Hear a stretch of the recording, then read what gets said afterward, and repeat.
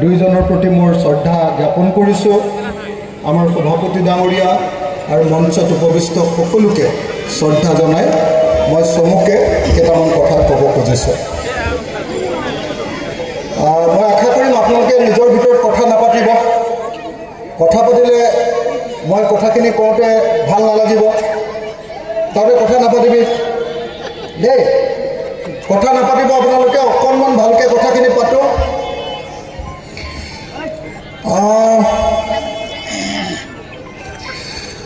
যোৱা কেইটামান দিন গোটেই অসমৰ মানুহ অকল এটা চিন্তাত আছে যে আমাৰ মৰমৰ জুবিনদাৰ যে মৃত্যু হ'ল, সাগৰত যে মৃত্যু হ'ল, সেই মৃত্যুৰ ঘটনাটোৰ আচল তদন্ত হ'বনে নহ'ব আৰু দোষীসকলক আমি শাস্তি দিব পাৰিম নে নোৱাৰিম, সেই কথাটোক লৈ অসমৰ চব মানুহে এতিয়া অতি চিন্তিত হৈ আছে।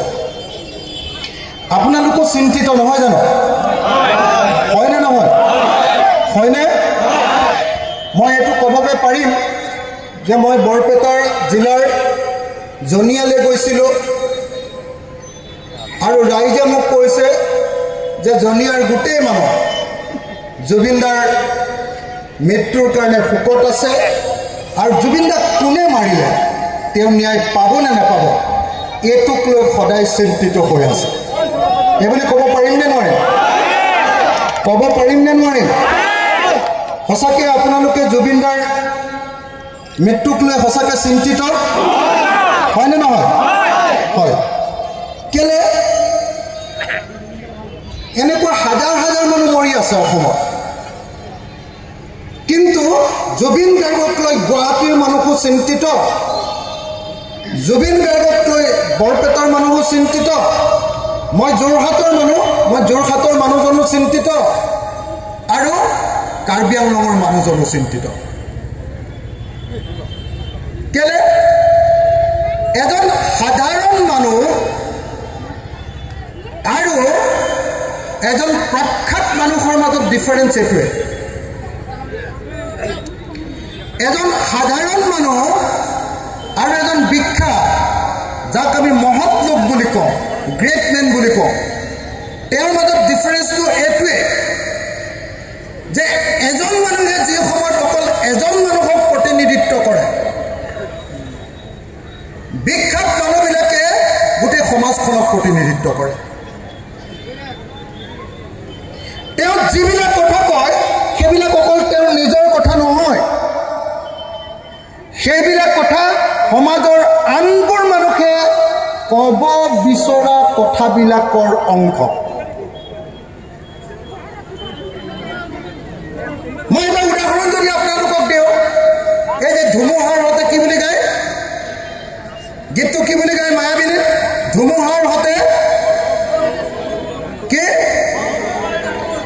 মোৰ বহু যুগৰে নাচোন। তাৰমানে কি? ধুমুহা মানে হ'ল মানুহৰ ঘৰ দুৱাৰ ভাঙি মানুহক দুখীয়া কৰি দিয়া এটা বস্তু। ধুমুহাৰ প্ৰতীক হ'ল ধ্বংসৰ প্ৰতীক। সেই ধ্বংস কৰা সেই কাৰবাৰটোৰ লগতো আমাৰ শ্ৰমজীৱী মানুহে, কাম কৰি খোৱা মানুহে, শ্ৰম কৰি খোৱা মানুহে ধুমুহাৰ লগতো নাচি বাগি যুঁজ কৰি ধুমুহাকো পৰিৱৰ্তন কৰি দিবলৈ চেষ্টা কৰে। হয়নে নহয়? এতিয়া বিজেপি চৰকাৰে অসমৰ প্ৰত্যেকজন মানুহৰ কাৰণে একোটা ধুমুহা হয়নে নহয়? হয়নে নহয়? হিমন্ত বিশ্ব শৰ্মা এটা অত্যন্ত বেয়া ধুমুহা, ঘূৰ্ণী বতাহৰ প্ৰতীক হয়নে নহয়? অনবৰতে হিন্দু মুছলমান, অনবৰতে মাৰিম কাটিম, অনবৰতে ঘৰ ভাঙিম, উচ্ছেদ কৰিম, এওঁলোকক গুলিয়াই মাৰিম, এওঁলোকক এনকাউণ্টাৰ কৰিম, অনবৰতে এটা ধুমুহাৰ নাম হিমন্ত বিশ্ব শৰ্মা হয়নে নহয়? হয়নে নহয়? কিন্তু হিমন্ত বিশ্ব শৰ্মাই ইমান ধুমুহা আমাৰ মাজত মেলি দিয়াৰ পাছতো অসমৰ শ্ৰমজীৱী দুখীয়া মানুহে সেই ধুমুহাৰ লগতে উঠা নমা কৰি বুলি চিন্তা কৰি আছে যে কোনদিনা আমি এই জাত ধুমুহাক লুটিয়াই সাগৰলৈ পঠিয়াই দিব পাৰিম আৰু আকৌ আমি শান্তিত থাকিব পাৰিম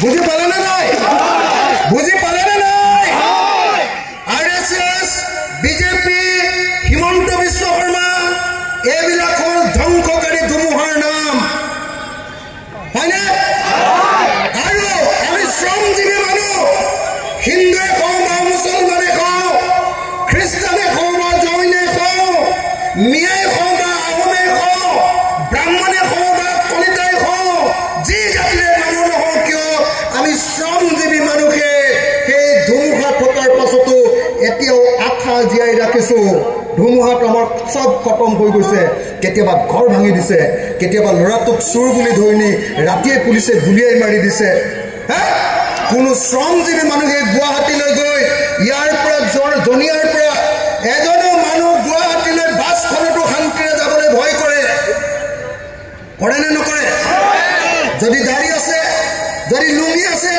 যদি টুপি আছে যদি মুছলমান চেহেৰা আছে তেওঁ বাছত যাবলৈ হিমন্ত বিশ্ব শৰ্মা চৰকাৰৰ দিনত ভয় কৰে নে নকৰে হিমন্ত বিশ্ব শৰ্মাই আমাৰ মূৰৰ ওপৰত এটা ধুমুহাৰ সৃষ্টি কৰিব খুজিছে আৰু হিমন্ত বিশ্ব শৰ্মাক বুঢ়া আঙুলি দেখুৱাই অসমৰ সকলো ৰাইজে কৈছে যে 2026 তোমাক আমি ধুমুহাৰ লগত উৰুৱাই পঠিয়াই দিম 2026 তোমাক আমি ব্ৰহ্মপুত্ৰত দলিয়াই দিম তোমাৰ নিচিনা ধুমুহাৰ লগত খেলিয়াই আমি ডাঙৰ হৈছো আৰু তোমাৰ নিচিনা ধুমুহা আমি বহুত জাক পাৰ কৰিছো এই জাক ধুমুহাও আমি পাৰ কৰিব পাৰিম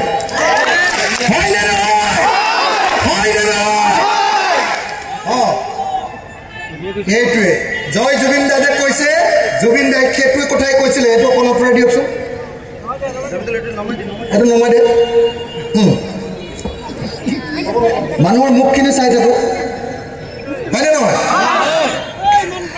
কথাটো বুজি পাইছেনে নাই জুবিন দা আৰু এজন সাধাৰণ গায়কৰ মাজৰ পাৰ্থক্যটো কি জুবিন দা আৰু সাধাৰণ গায়কৰ মাজৰ পাৰ্থক্যটো হ'ল জুবিন দাই ধুমুহা হৈ থাকোঁতেও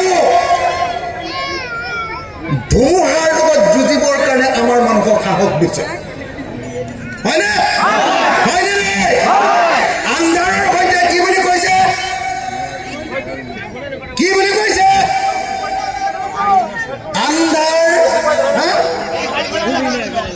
আন্ধাৰো যে মোৰ বহু দিনৰে আপোন কি বুলি কৈছে আন্ধাৰো যে মোৰ বহু দিনৰে আপোন তাৰ মানে কি গোটেই সমাজখনত আন্ধাৰ হৈছে মই গোটেই জীৱন আন্ধাৰতে আছো আন্ধাৰ যিটো বেয়া বস্তু সিও মোৰ আপোন হৈ গৈছে তাৰ পাছতো মই পোহৰৰ সপোন দেখিবলৈ এৰি দিয়া নাই হয়নে নহয় আমি কাম কৰি খোৱা মানুহ যিবিলাকে আনৰ ঘৰত কামলা কৰোঁ যিবিলাকে আনৰ খেতিত কাম কৰোঁ যিবিলাকে বিল্ডিঙৰ কাম কৰিবলৈ যাওঁ যিবিলাকে ইটা ভাটাত কাম কৰিবলৈ যায় যিবিলাকে প্ৰত্যেকটো কাম কৰি এই সমাজখন জীয়াই ৰাখিছে তেওঁলোকৰ কাৰণে জীৱনটো কেৱল আন্ধাৰ আন্ধাৰ আৰু আন্ধাৰ সেই আন্ধাৰক আপোন কৰি লৈ সেই আন্ধাৰৰ পৰা পোহৰ আনিবৰ কাৰণে যি যুদ্ধ চলোৱা হয় সিয়ে হ'ল সংস্কৃতি জুবিন দা তেনেকুৱা এজন শিল্পী আছে আৰু সেইকাৰণে জুবিন দাক আমি সকলোৱে ভাল পাওঁ হয়নে নহয় কথাটো বুজি পাইছেনে নাই সকলোৱে বুজি পাইছেনে নাই হিমন্ত বিশ্ব শৰ্মা বিজেপি আৰু আৰএছএছে অসমত আন্ধাৰ বিয়পাই দিছে হিন্দু মুছলমানৰ মাজত সংঘাতৰ জৰিয়তে হয়নে নহয় আজিৰ দিনটোৰ আন্ধাৰ মানে কি আজিৰ দিনটোৰ আন্ধাৰ মানে হিন্দু মুছলমানৰ সংঘাত সৃষ্টি কৰিবলৈ লোৱা সেই হিমন্ত বিশ্ব বিজেপি আৰু আৰএছএছৰ সেই কৰ্মকাণ্ডবিলাক সেই আন্ধাৰত মই আছো সেই আন্ধাৰত হয়তো ডুবি আছো কিন্তু তাৰ পাছতো মোৰ ভিতৰত থকা মানুহটো মোৰ ভিতৰত থকা সংস্কৃতিয়ে অনবৰতে এটা কথা কৈছে, আন্ধাৰ তাক মই এদিন পৰাভূত কৰিম আৰু সকলো মানুহৰ কাৰণে মই পোহৰ কঢ়িয়াই আনিম আৰু এদিন সকলো হিন্দু আৰু মুছলমানে একেলগে আকৌ বাস কৰিম। হয়নে নহয়? নাই হয়নে নহয়? আমি হিন্দু, মুছলমান, খ্ৰীষ্টান, জৈন, বৌদ্ধ, শিখ সব জাতিৰ মানুহ একেলগে বাস কৰিব লাগেনে নাই? লাগেনে নাই? লাগেনে নাই? তাৰ বিপৰীতে RSS, বিজেপি, হিমন্ত বিশ্ব শৰ্মা ইহঁতে কি কৰে? ইহঁতে আমাৰ ভিতৰত যুঁজাব খোজে। হিন্দুৰ লগত মুছলমান, মুছলমানৰ লগত হিন্দুৰ, হিন্দুৰ লগত খ্ৰীষ্টানৰ, আহোমৰ লগত ব্ৰাহ্মণৰ, ব্ৰাহ্মণৰ লগত কলিতাৰ, কলিতাৰ লগত কাৰ্বিৰ যুঁজ লগাব খোজে হিমন্ত বিশ্ব শৰ্মাহঁতৰ নিচিনা শাসক শ্ৰেণীটোৱে। আৰু সেই যুঁজ লগাব খোজা সেই আন্ধাৰৰ যুগতো শিল্পীসকলে কঢ়িয়াই লৈ ফুৰে পোহৰৰ এটা বাৰ্তা। আৰু জুবিন গাৰ্গ হৈ পৰিছে সেইকাৰণে হিমন্ত বিশ্ব শৰ্মাই সৃষ্টি কৰা এই অন্ধকাৰ অসমখনৰ এটা পোহৰৰ বাৰ্তা। আৰু সেইকাৰণে আজি চনিয়াত হাজাৰ হাজাৰ মানুহে জুবিন গাৰ্গ আপোনালোকে মৰম কৰিবলৈ আহিছে, জুবিন গাৰ্গ শ্ৰদ্ধাঞ্জলি জনাব আহিছে। জয় জুবিন দা,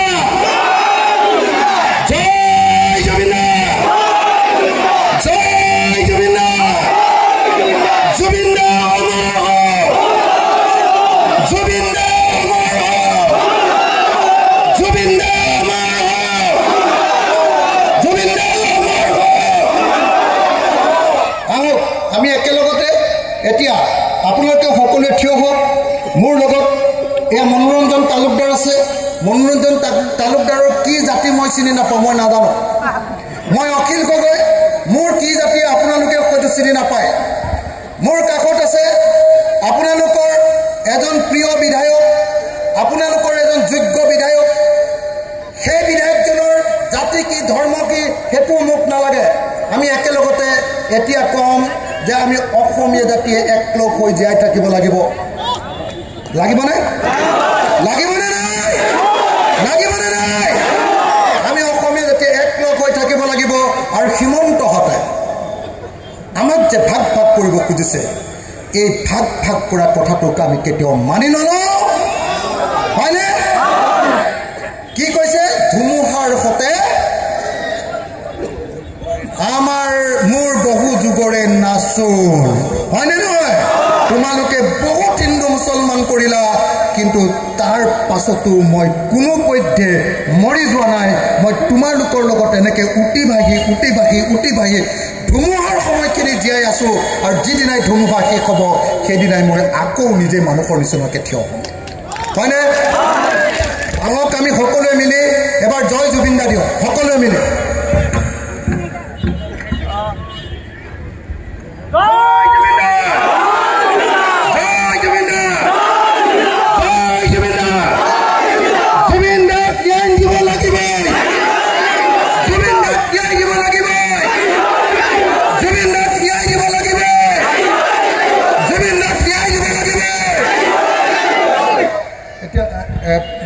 আজান দিব হৈ গ'ল নেকি?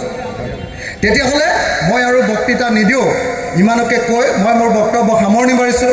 অলপ সময় পোৱা হ'লে মোৰ ঢেৰ কথা ক'বলৈ আছিলে, কিন্তু এতিয়া কোনো মধ্যে সময় নাই, আজান দিলে। গতিকে মই মোৰ বক্তব্য এতিয়া ইমানতে সামৰণি মাৰিছোঁ। ধন্যবাদ। জয় অসম।